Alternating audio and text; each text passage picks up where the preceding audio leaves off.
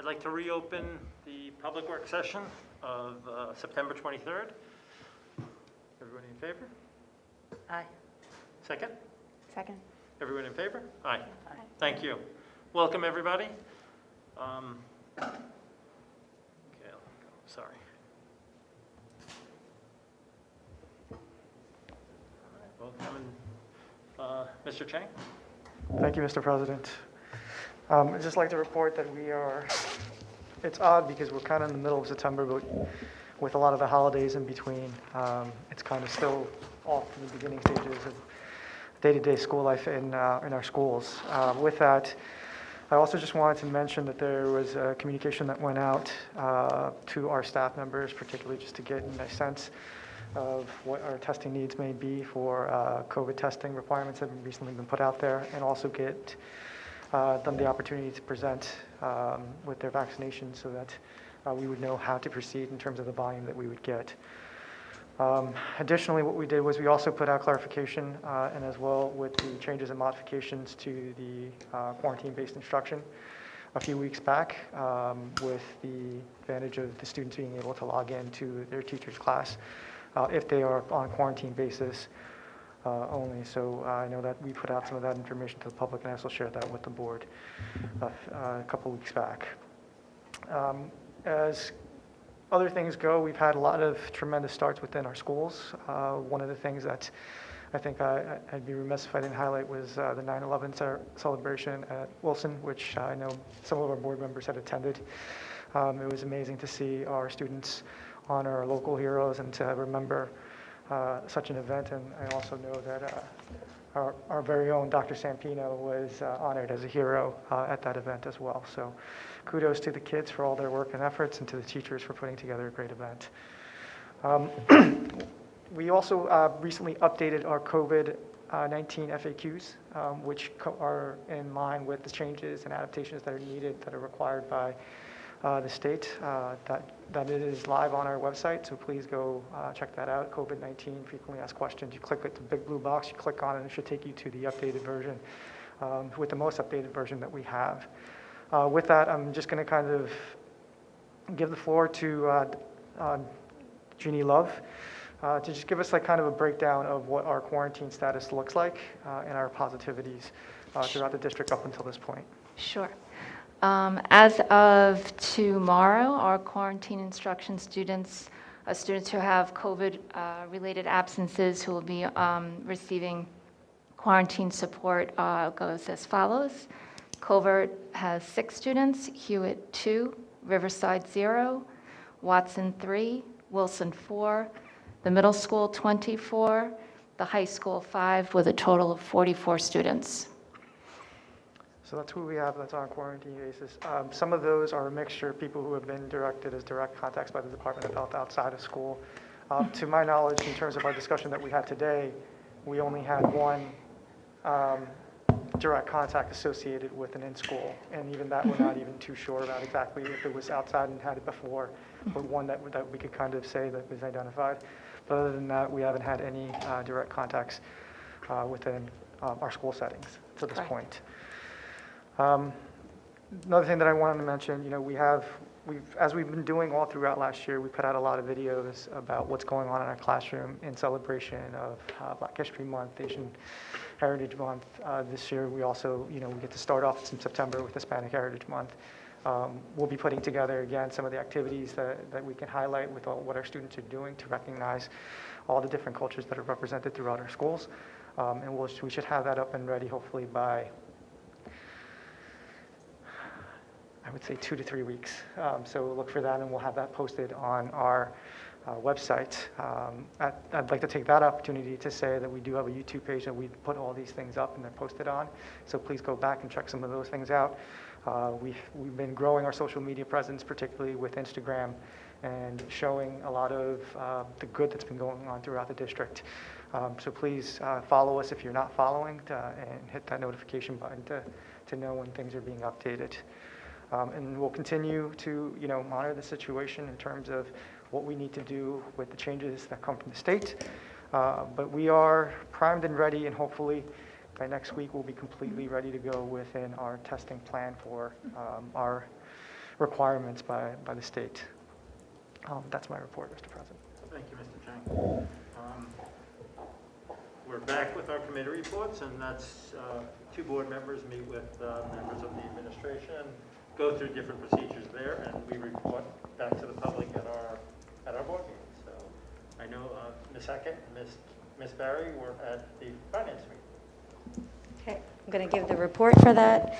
Yes, our meeting was September 22nd yesterday with Mr. Bartels, Mrs. Barry, and myself.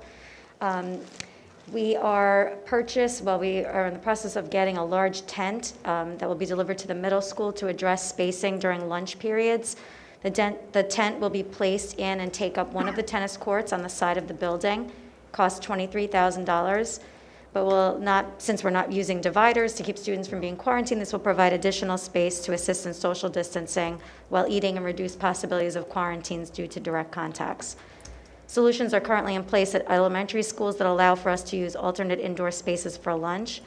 The high school has 2 cafeteria spaces, the auxiliary gym, and outdoor spaces to keep students separated appropriately. In terms of buses, the district will be purchasing 1 new bus for this year to replace 2 older buses, which have been requiring a great deal of repairs and are becoming too costly to continue to maintain. These older buses have been held and used for spares. Currently, we have 3 spare buses at any one time.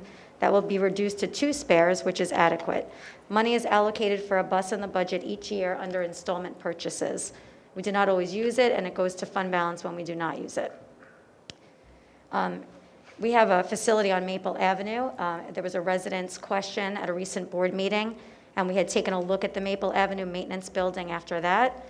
We had monies allocated for new garage doors, which were approximately $20,000 for that building from last year's capital budget. But that was never done because the maintenance staff wanted to do what would have caused a structural redesign of the building, and that would have been way over budget. So instead, we will be issuing a PO for $14,000 to repair the sides of the building, and work is set to begin. The district is investing in a new school lunch program app. It's a web-based interactive menu. This program has an app and will provide nutrition and other important menu information for parents and students.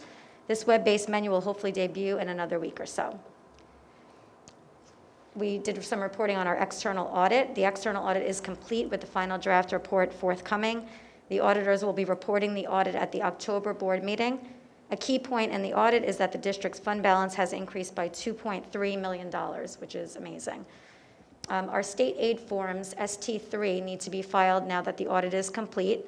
These forms are financial reports the district files with the state education department that are the basis for a number of calculations, including our state aid, our non-resident tuitions that are charged for the core and RISE programs, and the fiscal stress analysis done by the state. The financial transparency report is complete and is based on budget numbers for each year. This report breaks down the financial data by school building, which is not very useful in that it does not account for differences in the buildings, such as which building has the RISE program, how large the building is, or if the building has a relatively new or senior staffing makeup. In regards to COVID funding, the district has filed its application for the federal stimulus funding. We continue to look at additional methods of utilizing the funding. The application considered academic support staff, psychologists, and special education teachers, which has now freed up funding for items such as additional after-school support activities, coverage for teacher aid time during lunch periods, and quarantine support teaching. The district will continue to discuss different ways on how to provide additional support for students to address learning loss created by the pandemic. And that's the report. Thank you, Ms. Sure. Mr. Bartels, the tent, do we have an idea when it's coming in? No, it's on order, so we're hoping we're going to get it in about 2 weeks and then have it in sometime middle of October. Do we anticipate using it like for the whole winter, or just the fall? We anticipate using it as long as we can, pending weather conditions. We'll have to take a look at it and just make some decisions on if it needs to come down, if there's going to be a snowfall. Snow or wind, right? Correct. It should withstand wind. I don't think that's going to be an issue. The concern is the snow load on it. Right. Okay. Anybody else have any questions? We did not have a policy meeting. We are in the process of trying to schedule them and get that. Hopefully we'll have something to report for our next board meeting. There's a policy meeting next week. Next week, well, okay. I know it's on my calendar. It is. We just said it the other day, so Right.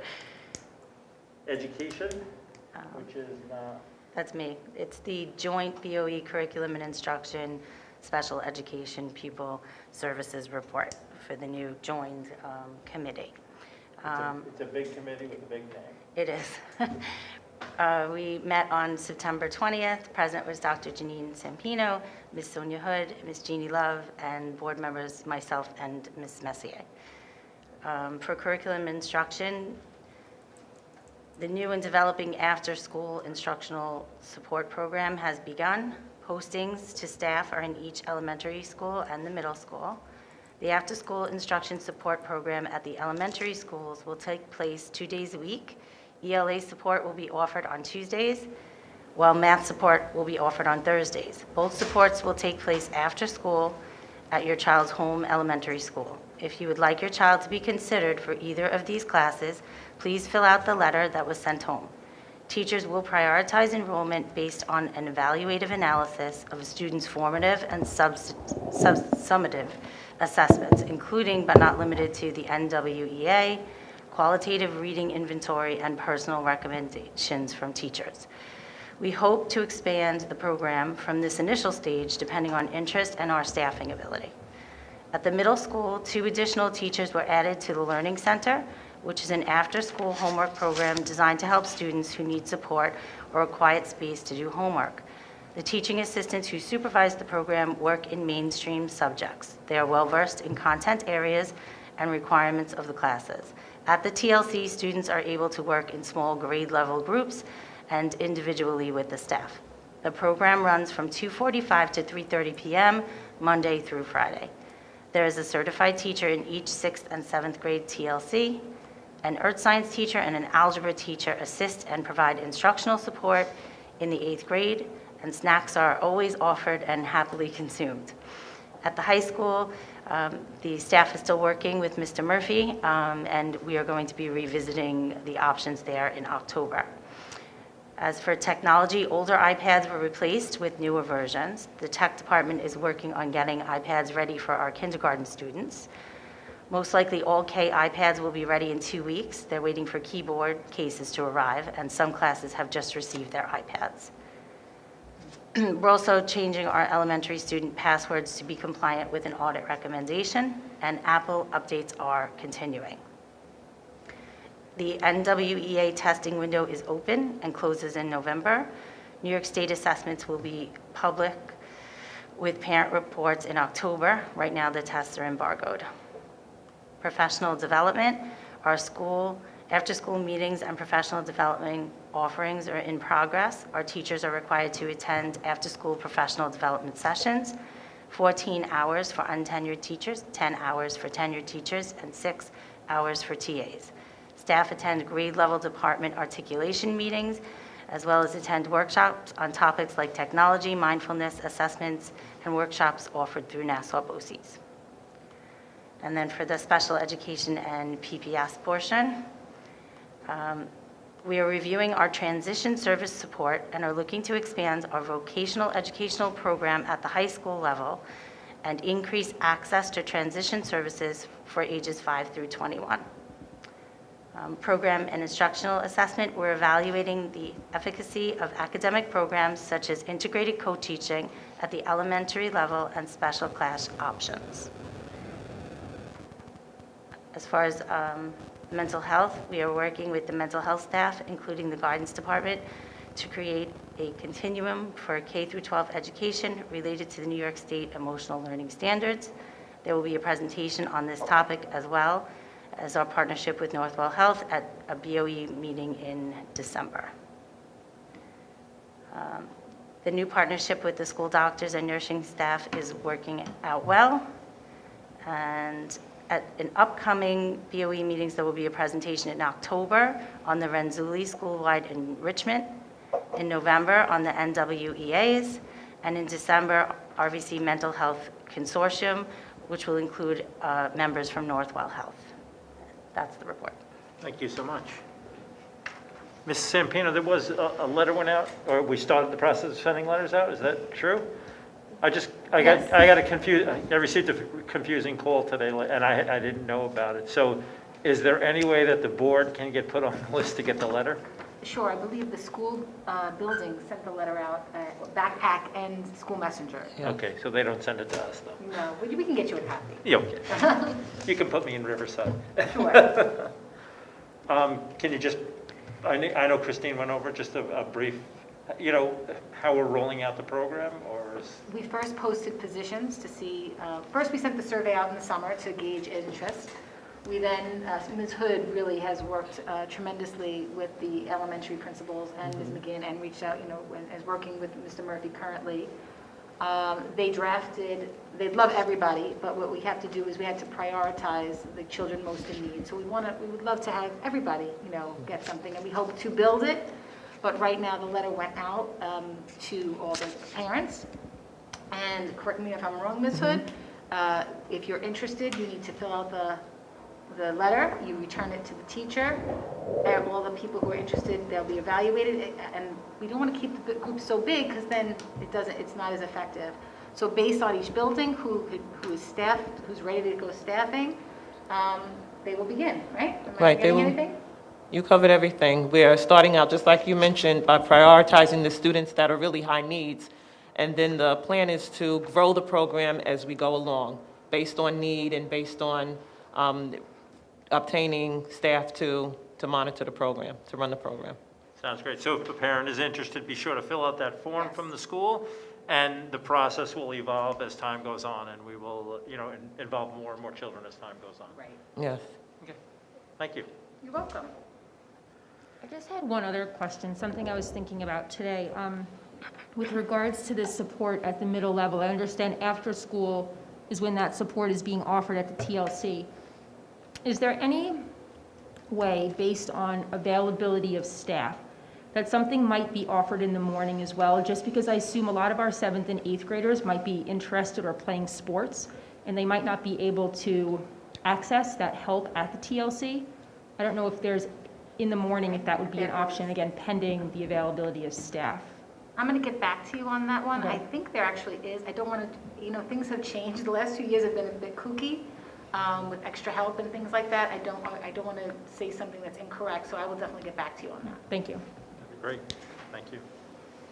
Any other questions? All right. We'll move on to Ms. Love.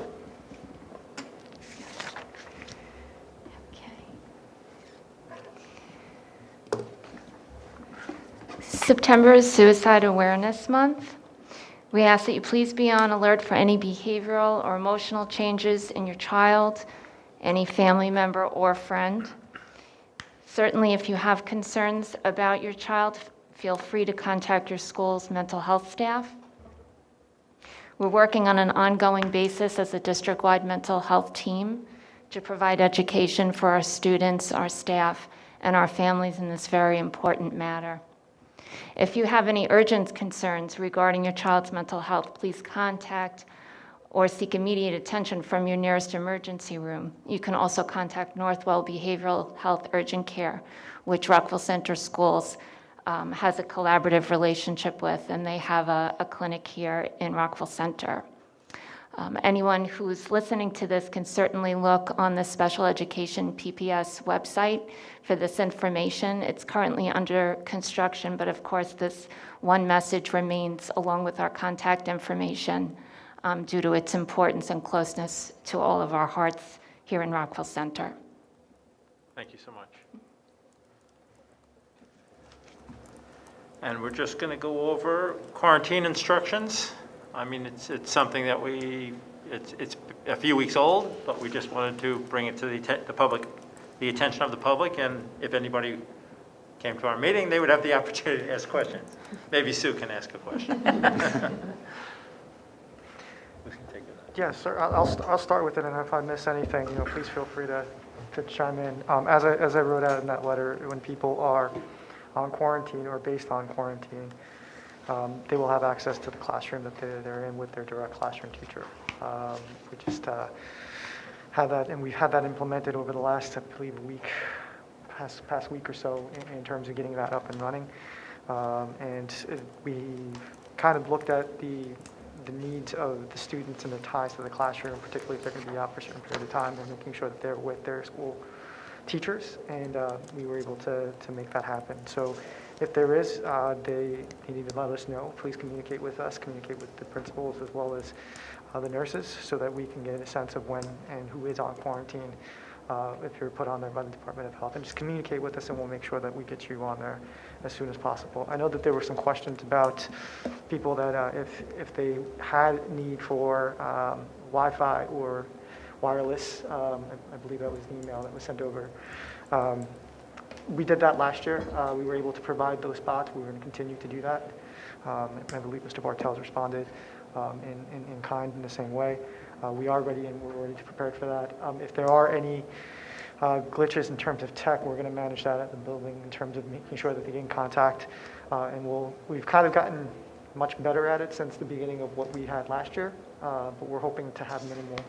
But you know, as technology goes, where you have a lot of technology, you're going to have some glitches. So we'll try to work through those to the best of our abilities where we can. I'm just going to quickly jump in because our Crackerjack middle school principal got back to me. Yes, we are still offering extra help in the mornings, and they extended the time from 7:35 to 8:10. So, thank you, Ms. McGinn. Now I lost track. Any questions? I had a follow-up question on the quarantine instruction. I know we had mentioned the idea of informally connecting with some of the parents and students that had cases early on when we first started implementing, and just seeing how it went, just to kind of see, working out the kinks and things. Have we done that, or do we have plans to do that? We have not yet done that. Yeah. We've actually just touched base with the buildings and each of the principals, and kind of have said, how is it going? And so far, everybody has been very responsive, and they get the children what they need. But if there is an issue, please reach out and let us know. But so far, we really have, it's been good. Great. So, Yeah, I we mean, don't want anybody quarantined. We don't want anybody sick. We do, sometimes kids are sick, and we're dealing with that. They can't log on. Yeah. Get better. Yeah. If you're sick, please just get better. We will catch you up. We know that these are crazy times. and these are, I mean, the numbers are going kind of like roller coaster, right? So they'll come up, and as people come down, we'll have a couple of others that end up coming up.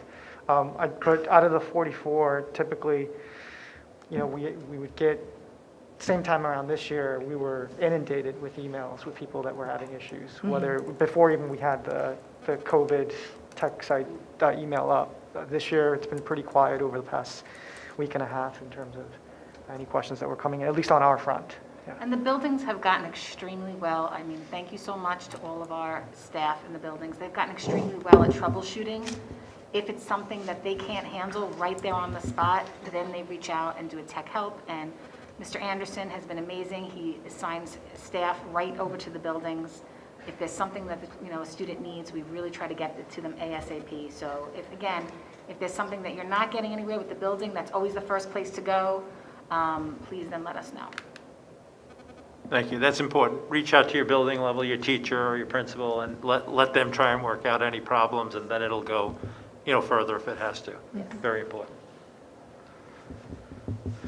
Dr. Zampino, you also mentioned to us that not all the K students had gotten their iPads yet, but if a kindergarten student was quarantined, that they would still be able to get a device from the district, so they should contact their principal, Their and teacher we would get a reached out. device for them. You at school, it happened pretty quickly. We were able to get, as soon as we found out, a device to the building that afternoon. So we, again, Mr. Anderson has been on it. The teachers have been on it, and the buildings really, they don't want them missing anything. So we really have been very vigilant. But also, some of the buildings have gotten, some of the buildings have gotten the kindergarten iPads. We're just waiting on a couple of cases to come, because we did say everybody was going to get their keyboards, and we know that that's important. So they're coming, and it should be very soon. Thank you. Thank you very much. You're welcome. And we are evolving, so we will grow into, to fit the needs of of the school district. So it's a work in progress. So we'll improve as time goes on. We'll hopefully not. Hopefully it'll all shut down and we'll be back to totally normal. That's our hope and our goal. But those are out of control for us. No public here, no questions from anybody in the public. I'd like to move on. Can I get a motion to approve the minutes as listed in the agenda? So moved. A second? Second. All in favor? Aye. We do have 2 gifts tonight. Typically, we hand that over to the superintendent. Mr. Chang? I'm going to start off, and then I'll let Mr. Bartels kind of finish off for me in terms of, we did have a trombone that's being gifted to us for the high school music program. And we also have a grant, I believe that the student had won a competition. We've been awarded a grant as a school district for $1,000 to do professional development. Not specific to anything, but professional development in general will to be spent towards that. Anything to add to that? No, that's it. Sorry. Hey, can I get a motion to accept the gifts? So moved. Second? Second. All in favor? Aye. Thank you very much for both. Can I get a motion to approve the financial reports as listed in the agenda? So moved. Can I get a second? Second. Any questions? All in favor? Aye. Can I get a motion to approve the receipt of financial reports as listed on the agenda? So moved. Second? Second. Any questions? All in favor? Aye. Can I get a motion to approve the board actions A through F? So moved. Can I get a second? Second. Any questions? All in favor? Aye. Aye. Can I get a motion to adjourn? So moved. Second? Second. All in favor? Aye. Aye. Thank you very much, everybody. We will see you, when's our next meeting? Second. October 2nd, here in this room again. October 6th. 6th? 6, yep. Okay. Our next meeting is October 6th. It is a public work session, and we'll be back in this room. Thank you very much, everybody. Have a great night.